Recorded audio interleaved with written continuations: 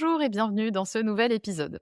Est-ce qu'il vous est déjà arrivé de manger exactement le même repas 2 jours de suite? Un jour ça passe, le lendemain ça ne passe plus. Ou peut-être que c'est votre ventre qui, il y a quelques années ou il y a un an, gonflait de temps en temps, mais ensuite retrouvait sa normale.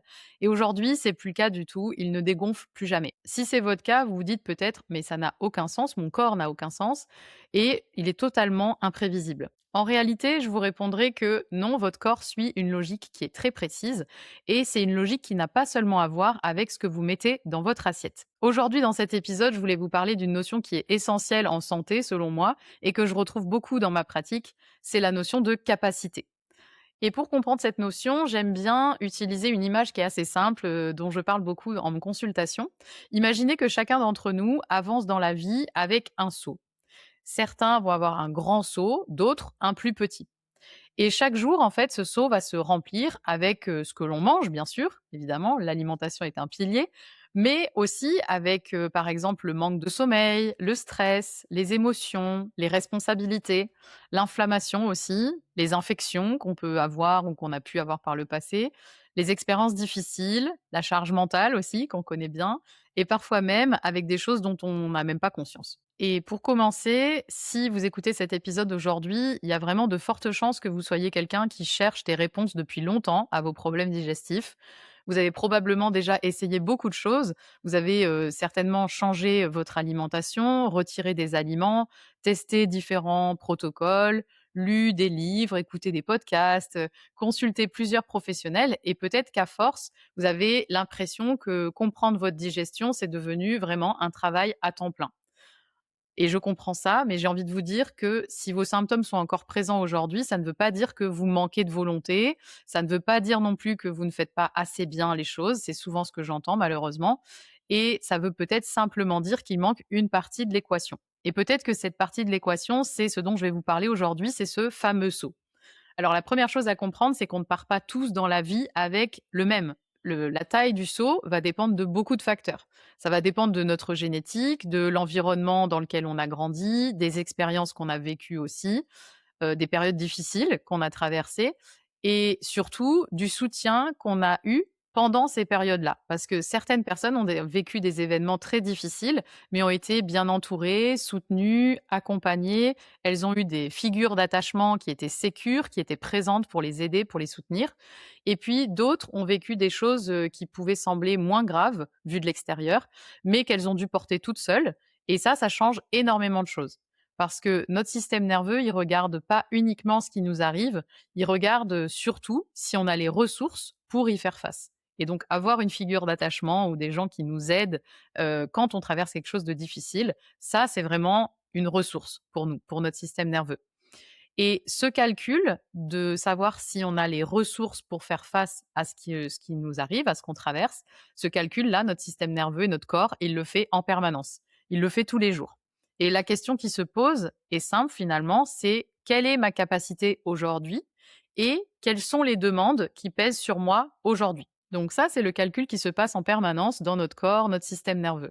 Maintenant, qu'est-ce qui peut remplir ce fameux seau avec lequel on se balade en permanence? Et là, c'est intéressant puisque notre corps, comme je le disais, fait l'addition de tout. Et lui, dans son calcul, il va pas séparer le conflit au travail, par exemple, d'une glycémie qui est instable ou qui est trop haute. Il va pas non plus séparer une nuit de sommeil qui est difficile d'une hypersensibilité alimentaire. Pour lui, c'est de la charge. Donc parmi les charges physiologiques qui vont remplir notre seau, on peut retrouver par exemple une inflammation chronique, une glycémie instable, certaines carences nutritionnelles, des déséquilibres digestifs évidemment, donc quand on a une mauvaise absorption, des carences, une inflammation, un microbiote déséquilibré, un manque d'acide chlorhydrique au niveau de l'estomac, etc., etc. On peut retrouver aussi des hypersensibilités alimentaires ou d'autres facteurs plus spécifiques, ça va dépendre un peu de chacun. Mais ce qui va remplir ce seau, ce sont aussi des charges émotionnelles et comportementales. Par exemple, dire oui quand on veut dire non. Être disponible tout le temps pour tout le monde. Ne jamais s'autoriser à ralentir ou vivre dans l'urgence permanente.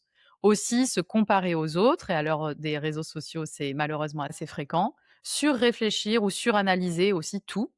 porter des responsabilités qui ne nous appartiennent pas ou ne jamais écouter les signaux de notre corps. Sur cette liste, je dois dire qu'il y en a beaucoup qui me sont très familières, qui m'ont été familières une bonne partie de ma vie et ça prend du temps pour se détacher de tout ça, mais malheureusement, il faut comprendre que ça remplit aussi notre seau. Alors, aucun de ces éléments, en soi ne semble, énorme pris individuellement, mais c'est le fait d'accumuler tout ça qui finit par faire déborder notre seau. J'aimerais quand même apporter une nuance. Vous savez que j'aime bien et c'est l'objet de ce podcast aussi, c'est de pouvoir rentrer quand même dans les détails et la nuance. J'aimerais apporter une nuance parce que je ne veux pas non plus que vous repartiez de cet épisode en pensant que tout est une histoire de capacité. C'est pas le cas non plus. Il y a certaines réactions digestives qui sont, directement liées à une incapacité physiologique.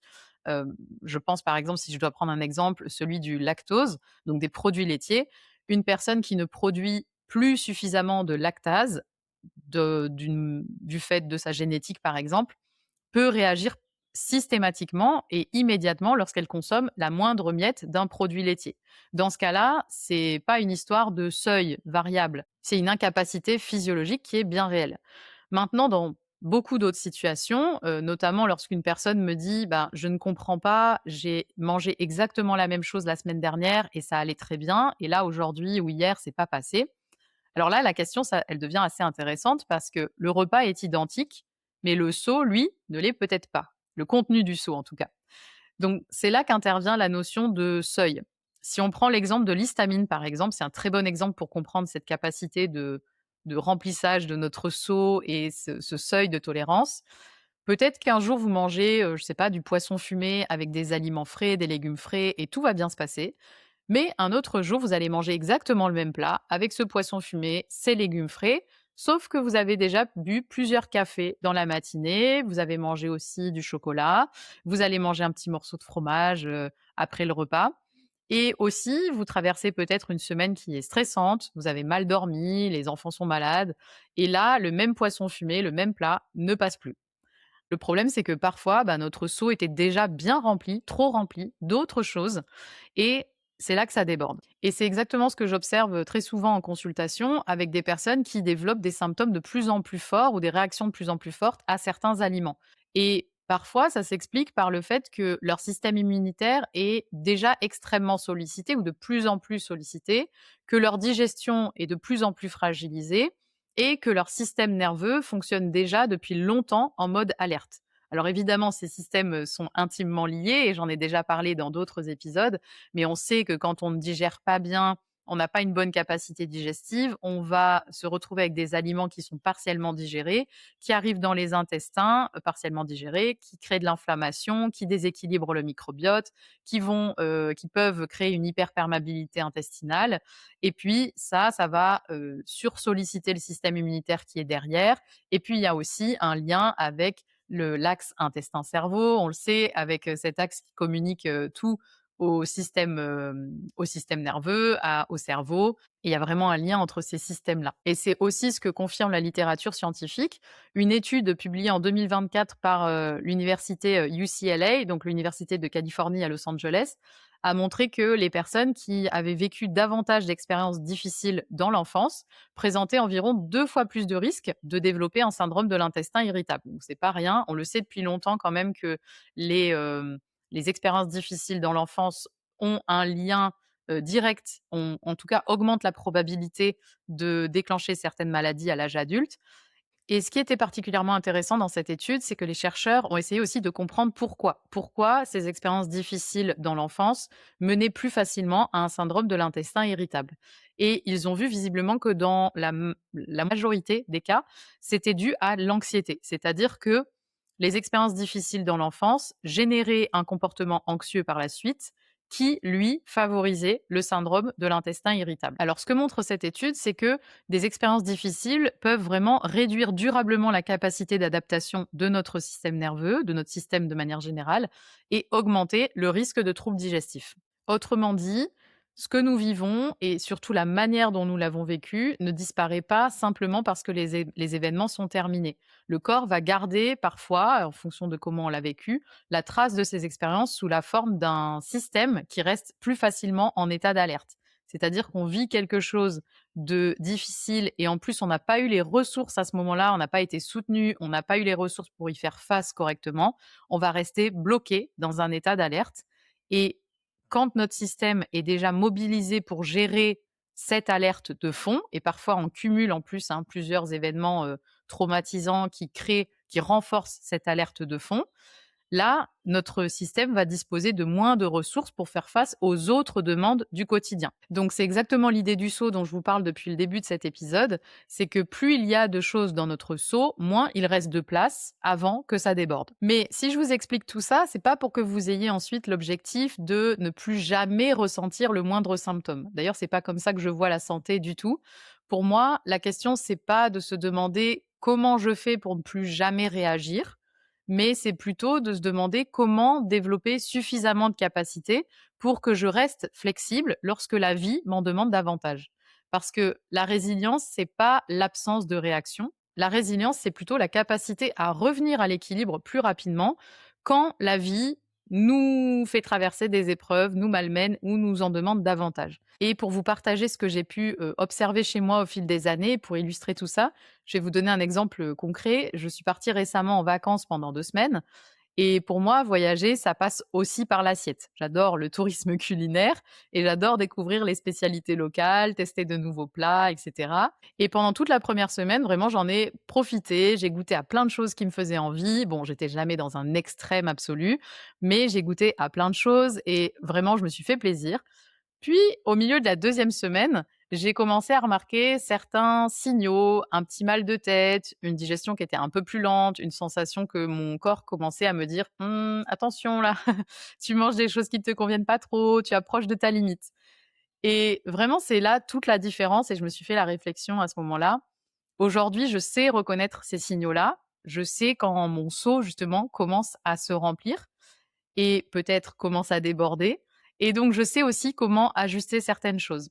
Et finalement, pendant ces vacances, j'ai pu continuer à profiter tout en ajustant. Il y a quelques années, j'aurais probablement pas identifié ces signes aussitôt ou j'aurais pas su quoi faire. Et j'ai plein d'exemples par le passé de vacances où, sur la fin des vacances, ça a été compliqué parce que j'avais beaucoup plus de problèmes digestifs. Je ne savais plus quoi manger. Quand je devais manger au restaurant à l'extérieur, c'était toujours une mission parce que je ne trouvais pas ce qui me convenait exactement. Et la fin des vacances était beaucoup moins agréable. Alors l'objectif, c'est pas du tout d'avoir une digestion parfaite ou d'avoir non plus une alimentation qui est absolument parfaite. L'objectif pour moi, c'est plutôt d'apprendre à lire son corps suffisamment tôt pour pouvoir retrouver l'équilibre. Et si aujourd'hui vous avez des ballonnements, le ventre qui gonfle, des gaz, peut-être que c'est votre signal à vous. Et c'est un signal d'ailleurs qui est très fréquent et que je vois très souvent en consultation. Je pense que c'est la plainte numéro un que j'entends en consultation.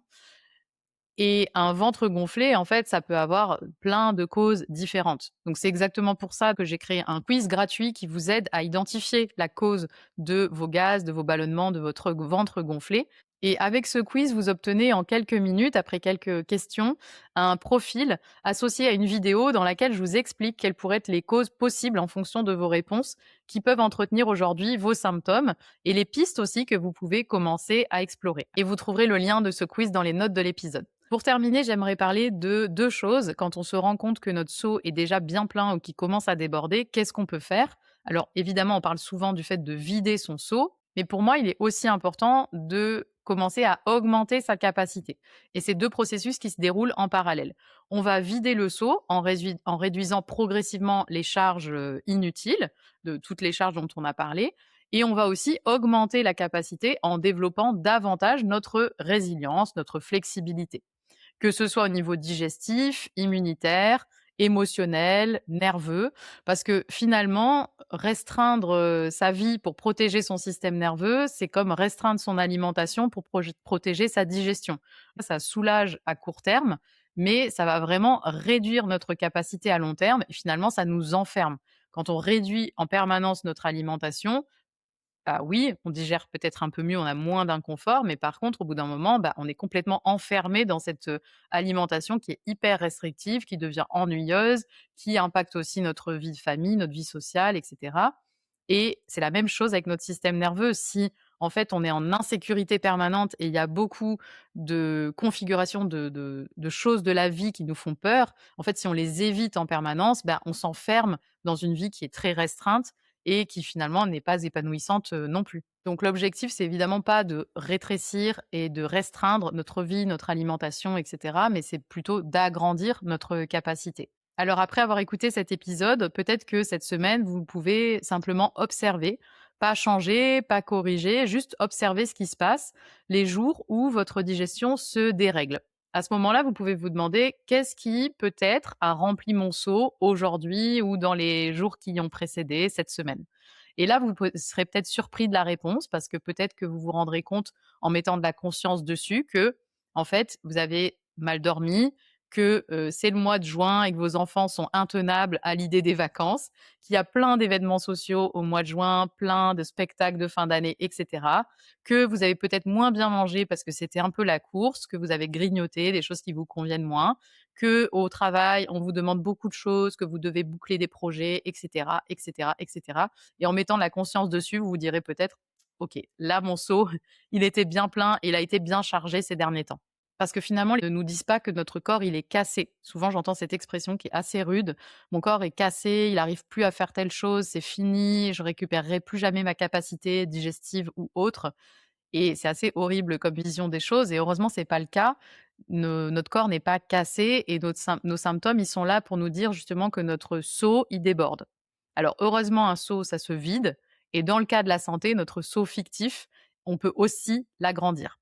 Je vous remercie d'avoir été avec moi jusqu'au bout de cet épisode. Je vous remercie aussi pour, votre fidélité, et dans le prochain épisode, on verra justement comment on peut ramener davantage de sécurité dans le système nerveux, en passant par le corps et le mouvement. J'aurai une invitée, je vous en dis pas plus. En attendant, prenez bien soin de vous.